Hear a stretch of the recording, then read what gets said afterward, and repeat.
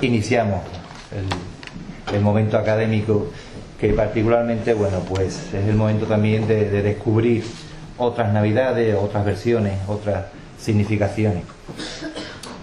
Lo que pasa, y pobrecito de ellos, porque le ha tocado que le presente aquí Manolo Baez.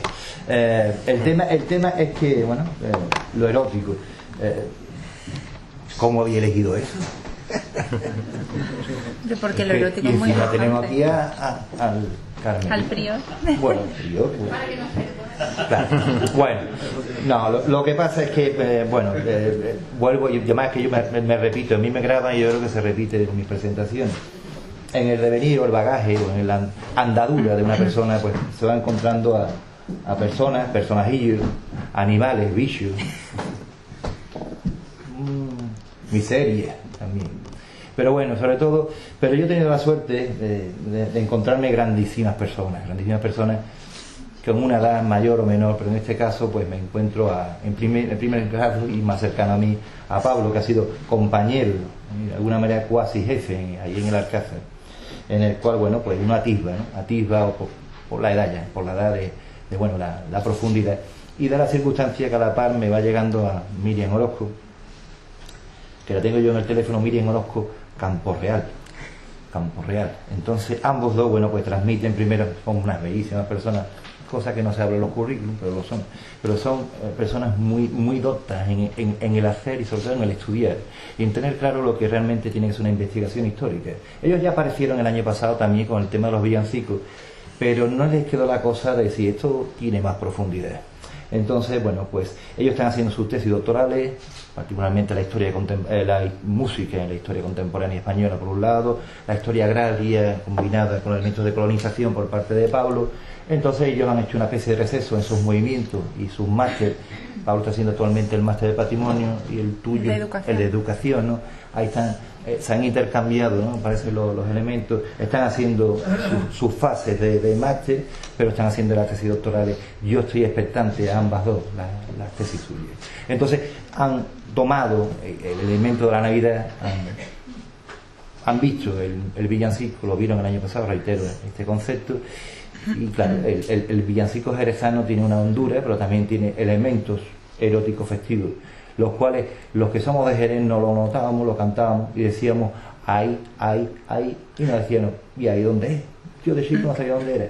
Después con el tiempo tampoco, pero bueno, sin más, y creo que es el momento de escuchar no es el futuro sino el presente de la historia jerezana como investigadores, el presente de las buenas personas y el presente de lo erótico en los villancicos y la literatura medieval.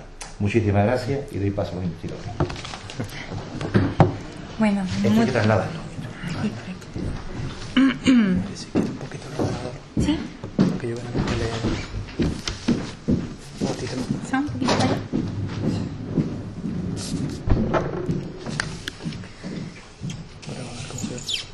¿Se me oye? ¿Sí? Más o menos. Me se oye, ¿no? ¿No se oye? ¿No muy bien? A ver, espérate, me lo acerco un poquito más. ¿Ahora? Ahora sí, perfecto. Este año mejor veo a todo el público. En las últimas jornadas no veía de la primera fila hacia atrás. Pues bueno, primero muchas gracias Manolo por la presentación, muchas gracias a todos por su asistencia. Y por supuesto gracias también a la Universidad Pablo de Olavide y a la Asociación Amigos del Archivo, que hacen una labor extraordinaria, y nosotros siempre estamos muy agradecidos de poder tener la oportunidad de participar en estas jornadas y poner nuestro granito de arena.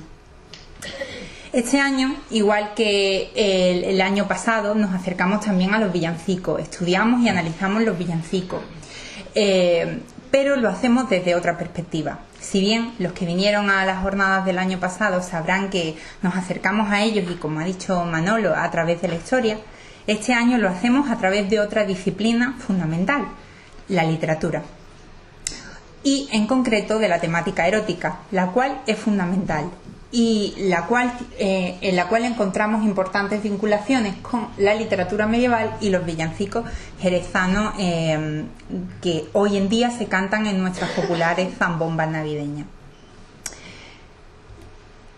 Pero para hablar de la literatura medieval, para aproximarnos a esta literatura, tenemos que definir primero lo que fue el amor cortés, porque sin este no podemos entender la tipología ni la forma de muchos de los villancicos que hoy en día se cantan. El amor cortés fue la principal tipología amorosa existente en la literatura románica, en la que tanto la dama como el caballero tenían dos roles bastante marcados y bastante definidos, como aparecen en las etapas que posteriormente les voy a explicar. En este tipo de relación, que siempre se da a nivel extramatrimonial, siempre se tratan de relaciones adúlteras y siempre pertenecientes a la alta nobleza, al estamento nobiliario, la dama adquiere una libertad sexual sin precedentes, que es algo que le vamos a dar mucho énfasis durante la conferencia, puesto que es fundamental para entender el papel, el rol de la mujer en los villancicos que hoy en día cantamos. En este tipo de relación amorosa emula una especie de relación también feudo-vasallática, lo que sería una relación vasallática, puesto que el enamorado trova a su amada para conquistarla, pero desde una posición de vasallo. Ella sí está por encima de él y ella es la que determina los ritmos y las etapas. Ella es la que manda en la relación. Él simplemente se limita eso, a ir pasando por las etapas, a ir trovando, tratando de conquistarla. La primera etapa sería la etapa del suspirante, en la que la enamorada, la dama, todavía no sabe de las intenciones del caballero. La segunda etapa es la del suplicante, en la que ella ya sí está enterada de las intenciones del caballero, pero nada más. La tercera es el oyente o entendedor, en la que ya ambas partes son conscientes de que el lenguaje moderno se gustan y quieren estar juntas, pero todavía no ha pasado nada. Y la última etapa es la de amante, o en francés provenzal, drux, que quiere decir que estas personas ya tienen una relación, además una relación de marcado carácter sexual, porque drux significa acto sexual en francés provenzal. Como vemos, el amor cortés, que normalmente se lo ha vinculado con el amor platónico, yo he oído durante toda mi vida académica mucha gente que ha relacionado amor cortés desde el desconocimiento y amor platónico, pero no es en absoluto así. El amor platónico no tiene nada de componente sexual, no tiene ningún tipo de componente sexual, mientras que el amor cortés sí lo tiene, y además de una manera bastante explícita y directa. El amor platónico se acerca más a ese amor del que nos hablan autores como Dante o como Petrarca en las obras que dedican a sus enamoradas, a Beatriz y a Laura, y en las que se representa una mujer divina, casi una diosa inalcanzable. Ellos mismos la describen así, saben que nunca van a poder consumar su amor con ellas, entonces está exento completamente de esta connotación sexual, y por tanto la mujer sí que es relegada en este tipo de literatura a un plano, pues la pérdida de esta libertad sexual es importante con respecto a la Edad Media.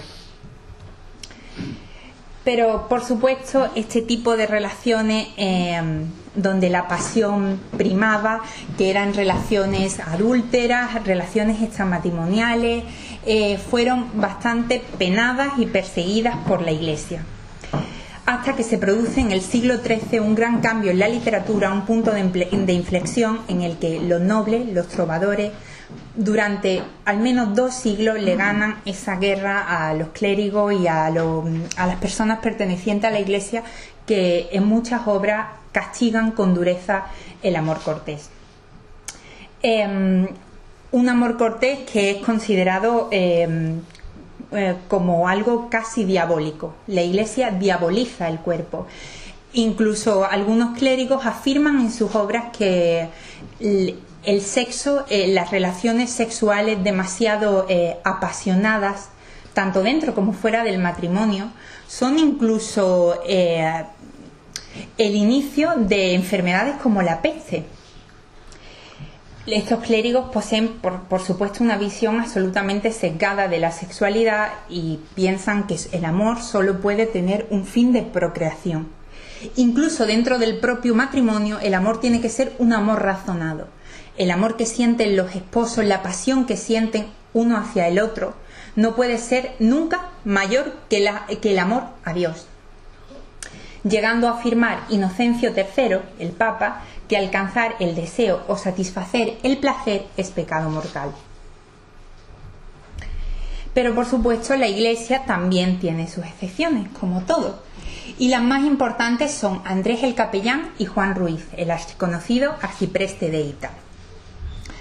Andrés el Capellán, ya en el siglo XII, en pleno momento de censura importante de la Iglesia al amor cortés, en un momento en el que, según autores como Georges Duby o Jean Verdon, medievalistas de mucho prestigio, ellos afirman que se produce una quema de manuscritos en los que está presente este amor cortés. Ya Andrés el Capellán se separa de su propia Iglesia y elabora el Tratado del Amor Cortés, un libro en el que se inspira en la obra El arte de amar de Ovidio y que se convierte en la fuente básica para todos los autores que escriben posteriormente, sobre todo a partir de la segunda mitad del siglo XIII, sobre el amor cortés. Por supuesto, otro ejemplo maravilloso de personas que se separan de la Iglesia pero que pertenecen a ella es Juan Ruiz, el arcipreste de Hita, que su obra El libro del buen amor es archiconocida, yo creo que todos la conocemos, y en ella habla de varias cosas. Habla de sus propios líos de faldas con su feligresa, pero también lo hace de la necesidad que tienen los propios clérigos de llevar a cabo, de satisfacer sus deseos sexuales, porque son personas carnales y personas que no quieren que se les imponga un celibato que viene de fuera. Y yo creo que esta cántiga de los clérigos de Talavera lo recoge bastante bien. En el primer verso dice: aunque clérigos somos vasallos naturales, les servimos muy bien, se refieren al Papa, fuimos siempre leales, de más lo sabe el rey, todos somos carnales. Habla eso, del componente carnal, que no está exento en los clérigos. También durante esta cántiga ellos hablan de cómo van a dejar a sus amantes, la tristeza que les produciría dejar a esas amantes a las que tanto quieren. Y por último apelan al arcipreste que por favor le diga al Papa que por qué él, en referencia a él, al Papa, quiere reprocharnos lo que nos perdonó Dios. Entonces se ve muy clara esta dicotomía dentro de la propia Iglesia, y que luego os va a explicar Pablo, está presente en nuestros villancicos, porque este anticlericalismo, incluso dentro de la propia Iglesia, lo encontramos en villancicos como estando un curita. Para hablar del amor cortés también es indispensable hablar del que se considera su introductor, el padre del amor cortés, y este no es otro que Guillermo de Aquitania. Guillermo, también conocido como Guillermo de Poitiers, es un conde del siglo XII que básicamente hizo lo que quiso y le dio igual los dictados de la Iglesia. Él, al ser un noble de muchísimo poder, por cierto, abuelo de la famosa Leonor de Aquitania, escribió lo que quiso y vivió también de una manera absolutamente libre.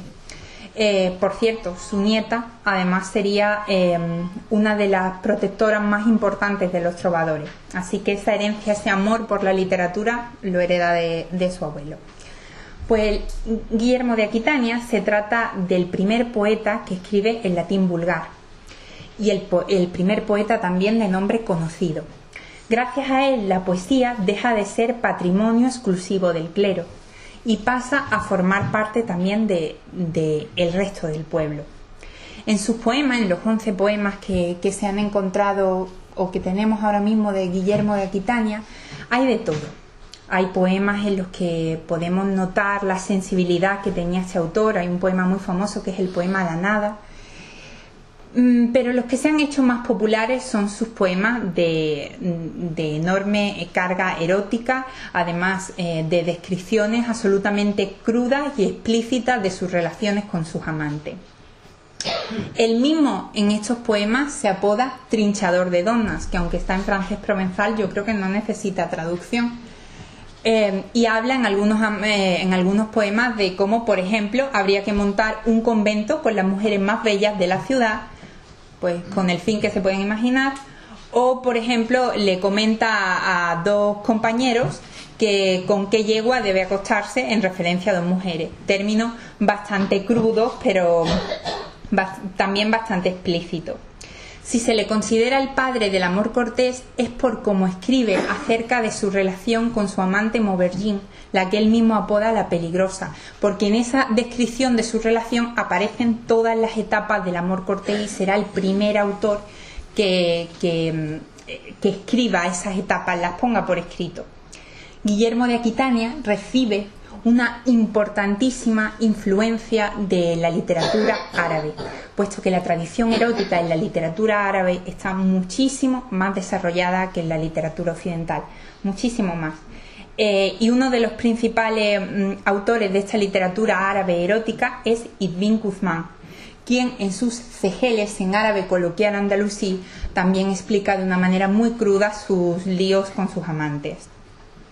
Por cierto, de Guillermo de Aquitania hemos encontrado una grabación de Jordi Sabal de cómo se recitan sus poemas, y no la vamos a poner aquí porque se va a alargar mucho, pero es muy curioso y quien quiera oírlo, pues nosotros se los pasamos.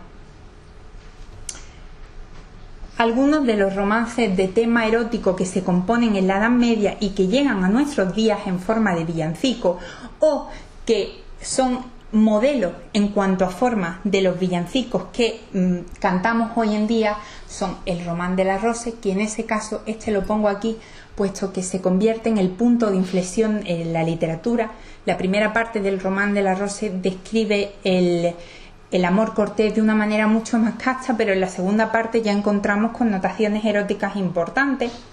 El romance de Gerinel de la Infanta, que si bien no se canta aquí, se continúa cantando en España, sobre todo en la zona norte. Perdida traigo la color, el romance de Montefrida con su amor, o La princesa bastarda y el segador, que llegará a nuestros días como el villancico Los segadores y sobre el que Pablo pasará a profundizar luego. Aquí os pongo un fragmento de otro romance muy importante y que define muy bien esta tipología de mujer presente en la literatura medieval. La esposa infiel. Una esposa que engaña a su marido, que ella es la que decide, ella tiene plena libertad sexual para hacerlo y además se convierte en un elemento que hace sufrir a su marido, que está vinculado con el tema de las malas mujeres, que ahora está muy de moda, las mujeres fatales. Pues la esposa infiel sería un modelo de mujer fatal. Dice en este romance, ella se lo dice a su amante: venga usted una noche o dos, mi marido está cazando en los montes de León, para que no vuelva más le echaré una maldición. Cosas así encontramos muy muy similares en los villancicos de hoy en día. Pero en cuanto a lo erótico se refiere, sin duda lo más explícito y lo más llamativo son los fabliaux y las nouvelles. En primer lugar, los fabliaux ya no están escritos por la nobleza, sino que están escritos por el tercer estamento.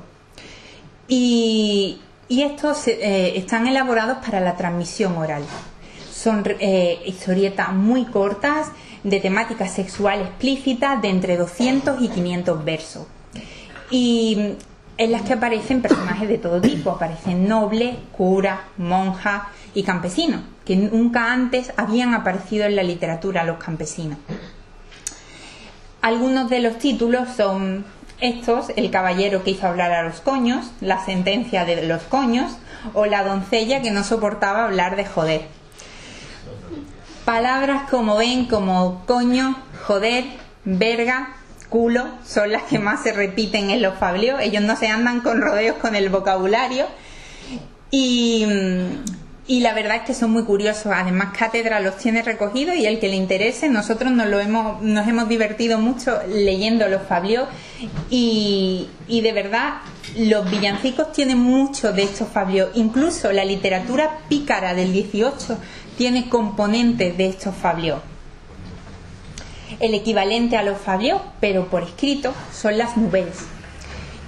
Estas son un poquito más largas porque se hacen para ser escritas, y las más importantes son el Decamerón de Giovanni Boccaccio, que es una colección de 100 cuentos, y que, si bien es famoso en sí mismo, aún más es reconocido en el mundo de la literatura medieval porque inspira el Hectamerón, que es considerada, aunque no se escribe en la Edad Media, es considerada la obra más erótica de toda la Edad Media, que además, por cierto, está escrita por una mujer, la reina Margarita de Valois, y que es también un ejemplo de mujer, de esa libertad de la mujer, de esa libertad sexual y de ese empoderamiento.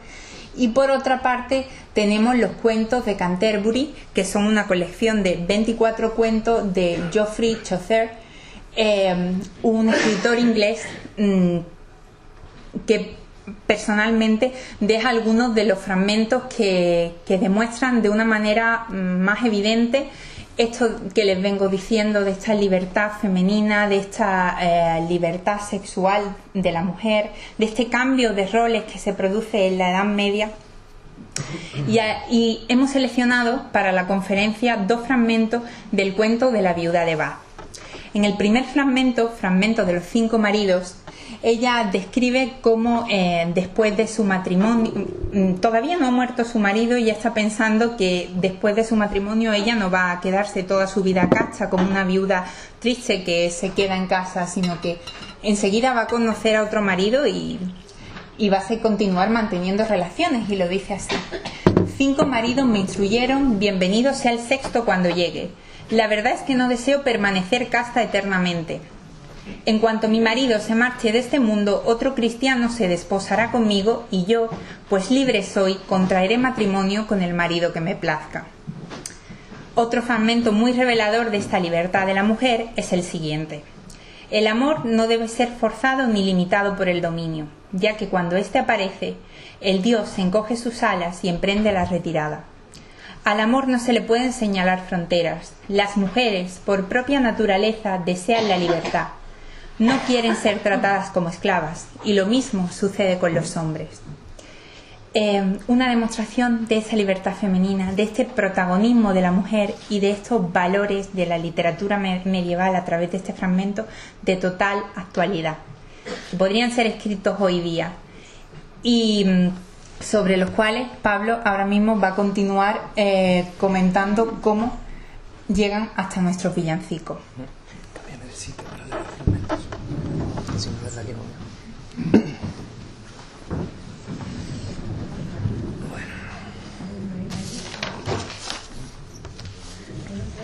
Bueno, buenas tardes.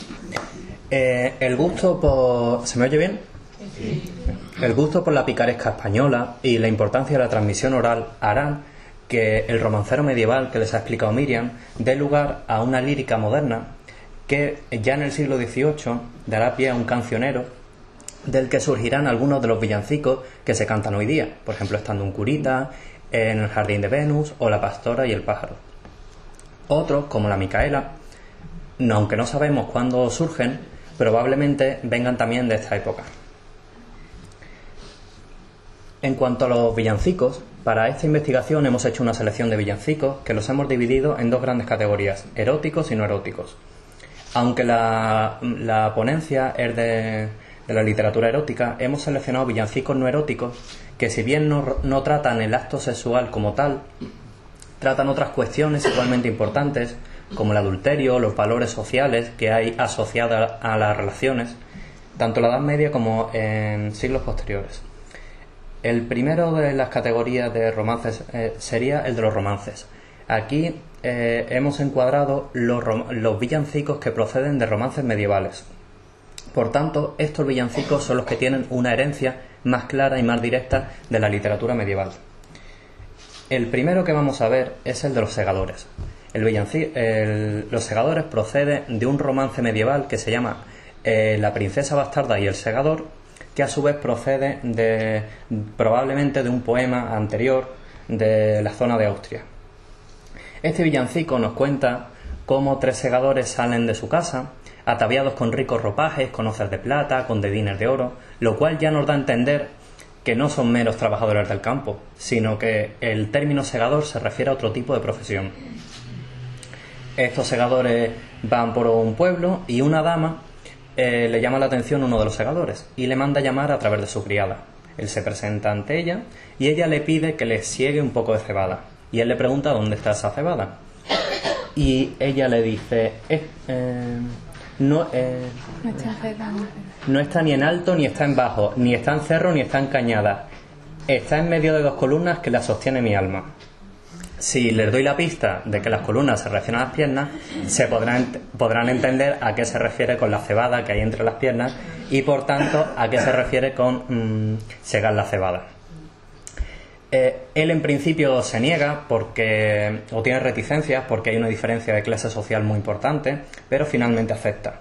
Ellos mantienen relaciones varias veces y, posteriormente, al levantarse, él huye ante el miedo de que el padre de la dama lo descubra, no sin antes recibir el pago por sus servicios, que es una bolsa de oro envuelta en un paño muy rico, que vale aún más que las monedas. En este villancico podemos ver claramente un caso de prostitución masculina, que era muy habitual en la Edad Media. Al final de la historia, el segador muere por causas desconocidas, pero se da a entender que la culpable es la dama.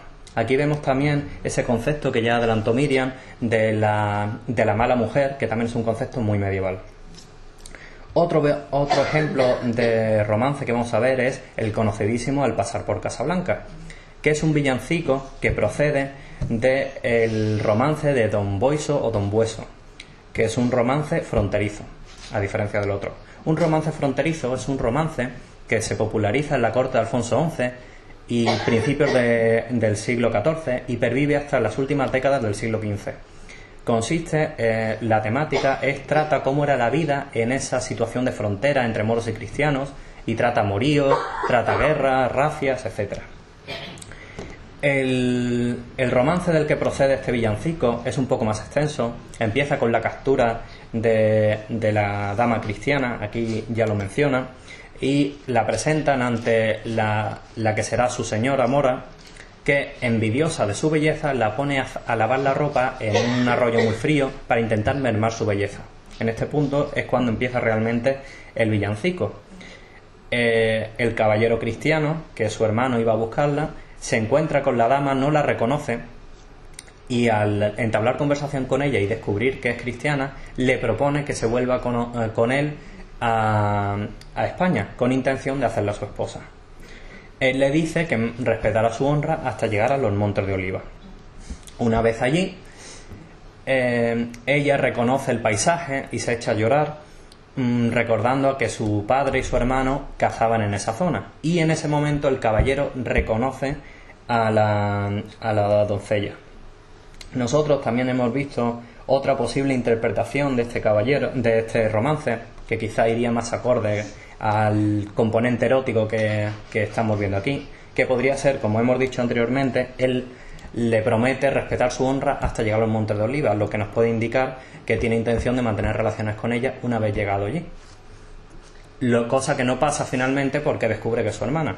Entonces podríamos entender que el fragmento donde dice «Ay, Dios mío, lo que oigo, Virgen Sagrada María», más que una expresión de alegría, pueda ser un lamento por lo que ha estado a punto de hacer y finalmente no ha hecho. Ya ustedes se quedan con la interpretación que crean más conveniente. Bien, ahora vamos a tratar la categoría de la Iglesia.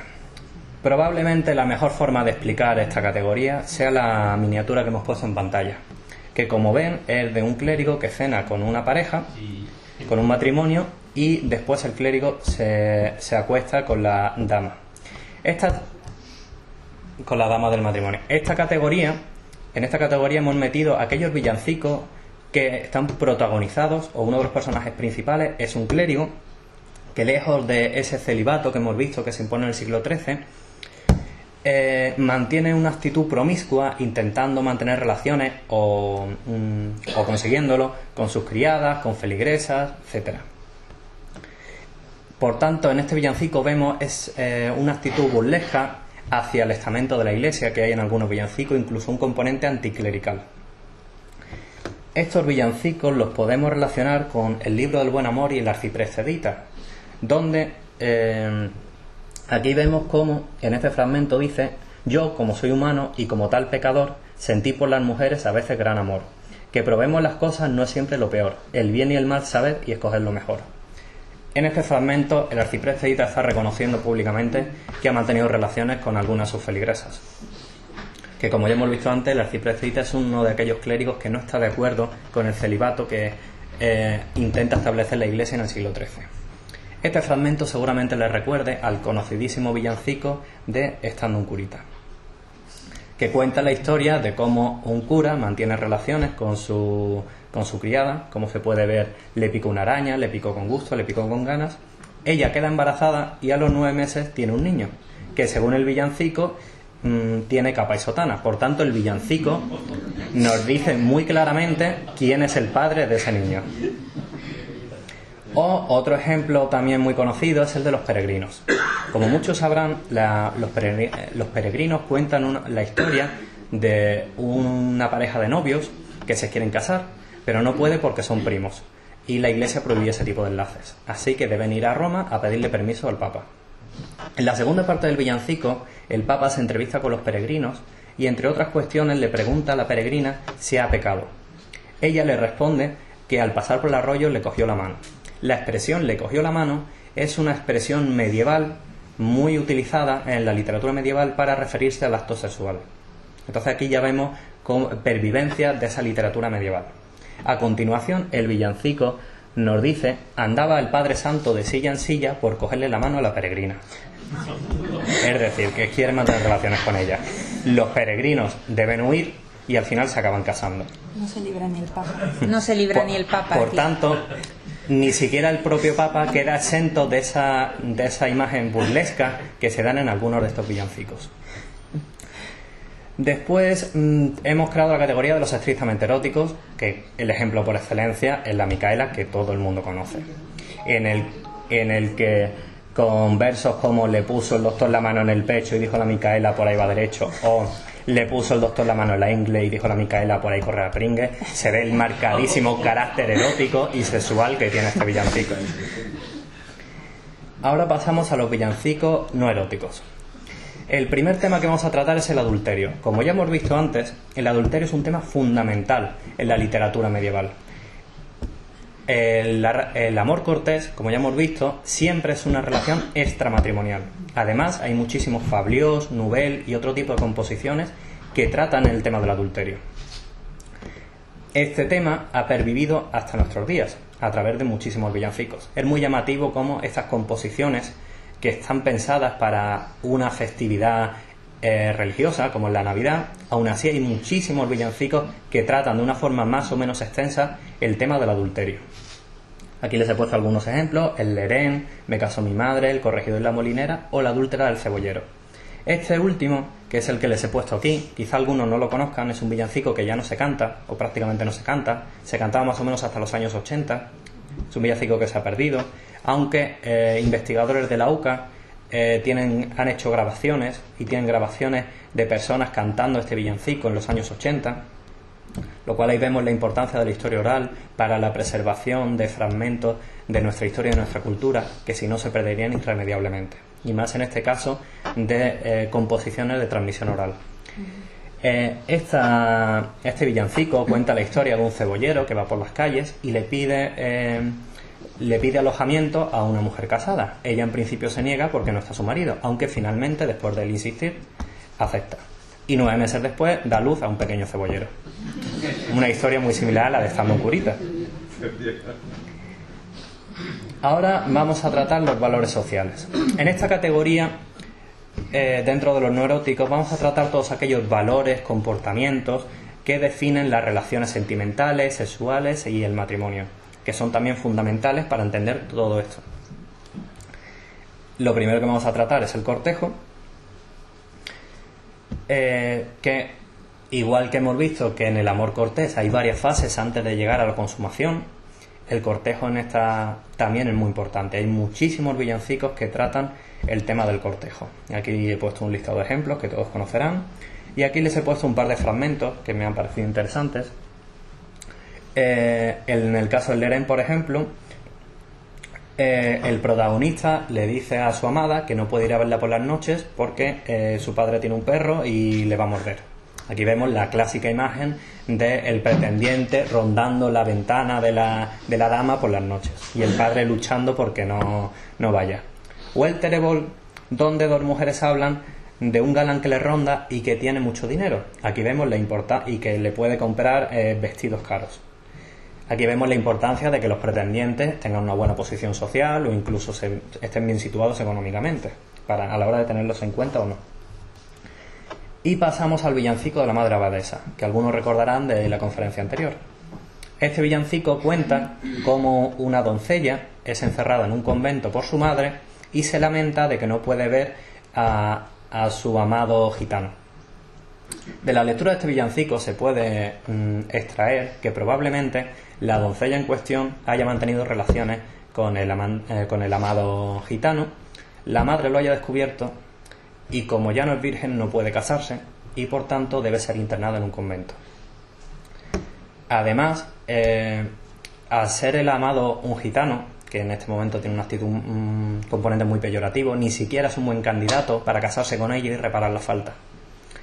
En este villancico podemos ver cómo, frente a la libertad sexual que hemos visto en la Edad Media, en el que la mujer puede incluso mantener relaciones extramatrimoniales a través del amor cortés de una forma más o menos sabida, o incluso recurrir a la prostitución masculina, en siglos posteriores, ya en la Edad Moderna, siglo XVI, XVII, XVIII, los valores sociales cambian y la mujer ya queda subyugada al concepto de la honra, que consiste en ser virgen hasta el matrimonio y fiel durante el matrimonio.